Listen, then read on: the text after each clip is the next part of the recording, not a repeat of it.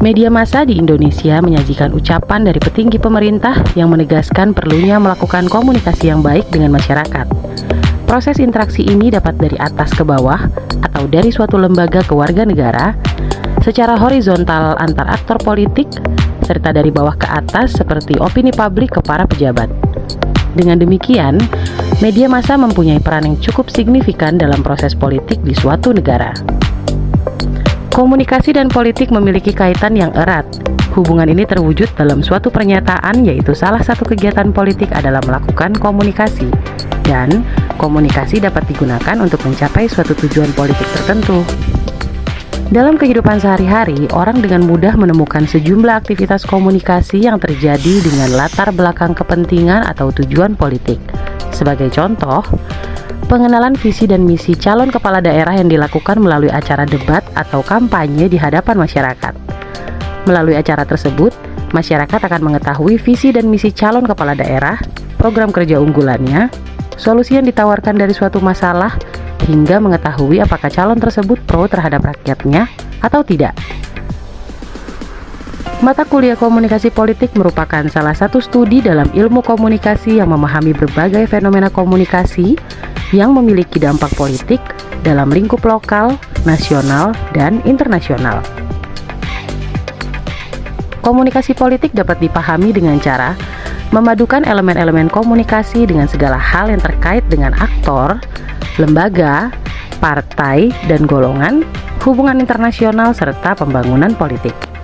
Selain itu, komunikasi politik dapat dipahami dengan cara memadukan elemen-elemen komunikasi dan konsep-konsep pokok yang ada dalam ilmu politik, seperti negara, kekuasaan, pengambilan keputusan, kebijakan, serta pembagian atau alokasi.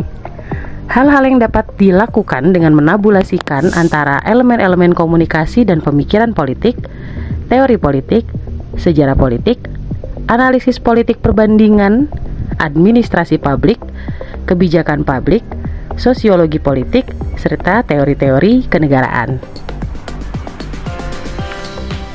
Rekan-rekan mahasiswa, sungguh sangat menarik mempelajari materi yang ada di dalam perkuliahan komunikasi politik.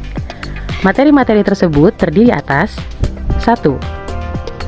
Komunikasi politik dalam perspektif ilmu komunikasi, yang di dalamnya membahas ilmu komunikasi dan ilmu politik, pengertian komunikasi politik, serta berbagai landasan dalam komunikasi politik seperti landasan filosofis, teoritik, dan empirik, agar Anda memahami dasar-dasar komunikasi politik dalam proses komunikasi.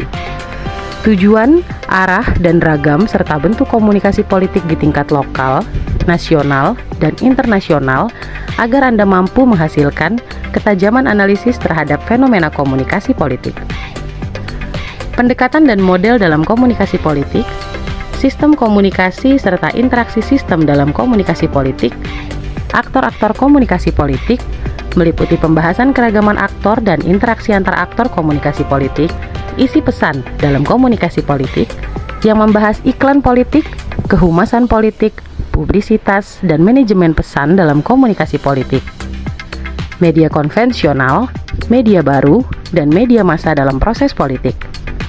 Penyampaian pesan politik dan dampaknya yang berisi propaganda, persuasi politik, demonstrasi, opini publik, dan partisipasi politik. Faktor budaya dan globalisasi politik. Penelitian kuantitatif dan kualitatif dalam komunikasi politik serta analisis kasus komunikasi politik tingkat lokal, nasional, dan internasional. Menarik bukan materi dalam komunikasi politik? Selamat mempelajarinya ya. Cara yang lebih sederhana untuk memahami komunikasi politik dapat dilakukan dengan melihat setiap fenomena komunikasi yang kemudian berdampak politik. Artinya, bila suatu fenomena komunikasi yang biasanya dicirikan dengan terjadinya transaksi informasi, penyusunan, pengiriman, dan penerimaan pesan, kemudian terlihat memiliki dampak politik, hal inilah yang kemudian menjadi satu pemahaman tentang komunikasi politik.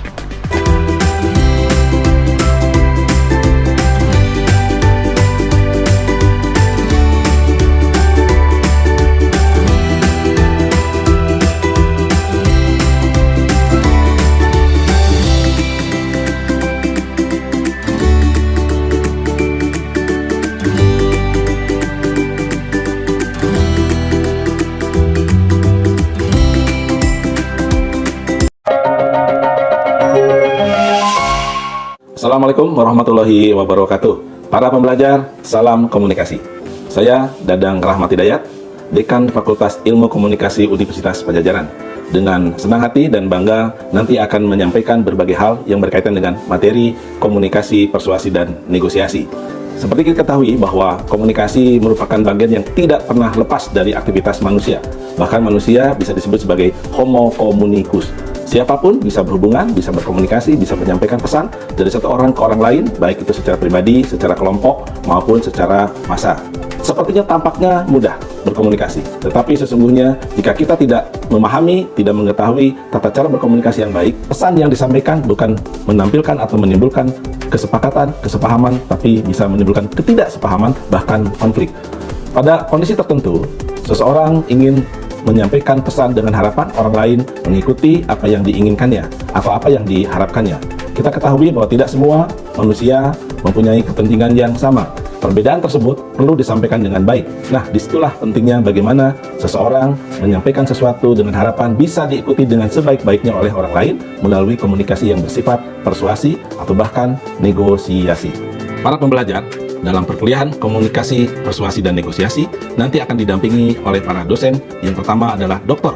Dadang Sugiana MSI, yang kedua Dr. Asep Suryana MSI, yang ketiga Ilham Gemiharto MSI, dan yang keempat Ibu Ira Mirawati MSI. Materi-materi yang akan disampaikan yang pertama adalah ruang lingkup dan konsep komunikasi persuasif.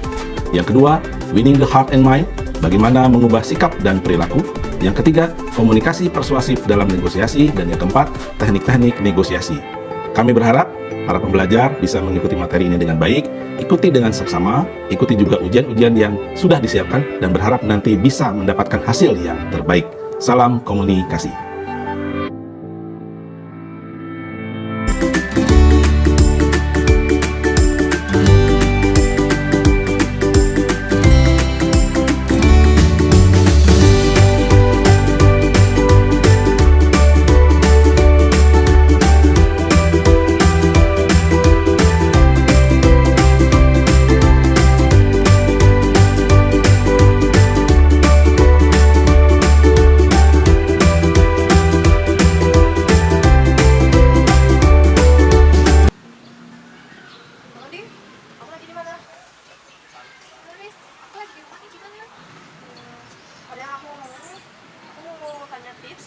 Biasa, cewek, muka aku lagi kusam nih. Biasa, tanya jerawat, kusam. Aku pengen ketemu sama kamu, bisa nggak? Boleh aja. Muka aku tuh lagi kusam banget. Aku bingung bagaimana cara ngatasinnya. Ya, kalau gitu nanti kita ketemuan di tempat aja ya. Nanti aku kasih solusi ya. Oke, baik. Thank you. 2 hours later. Hai, Dia. Hai, Riz. Ayo sini duduk dulu. Oh ya guys, aku punya rekomendasi masker buat kamu. Yang pertama, masker Lotomoto. Masker ini terbuat dari bahan alami seperti beras, asam, dan kunyit yang pastinya aman buat kulit kamu. Masker ini membuat kulit kamu lembab, kenyal, dan cerah seketika. Masker ini juga memiliki manfaat yang lain yang baik buat kulit kamu. Yang kedua, aku rekomendasikan buat kamu masker daun kelor. Masker ini terbuat dari 100% bahan alami yang pastinya recommended banget deh buat kamu yang punya masalah pada kulit wajah seperti kulit kusam dan berjerawat. Ini masker buat kamu. Kamu boleh cobain di rumah. Kalau cocok, kamu bisa pesan dan DM di Instagram @dita_karniati18. Oke, makasih ya. Oh, itu yang punya jasa fotografi yang nama Instagramnya @galeri_dita25. Oh iya, benar banget. Hasil fotonya juga keren-keren. Yuk kita coba foto bareng. Oke, ini aku hubungi dulu ya. Halo, benar ini dengan Dita Karniati? Oh iya benar, saya Dita Karniati. Jadi gini Mbak, saya sama teman saya berdua ingin foto Mbak, pakai jasanya Mbak. Jadi nanti malam sekiranya bisa. Oh iya bisa. Oke, nanti saya kirim sampelnya ya. Oh, oke. A few moments later.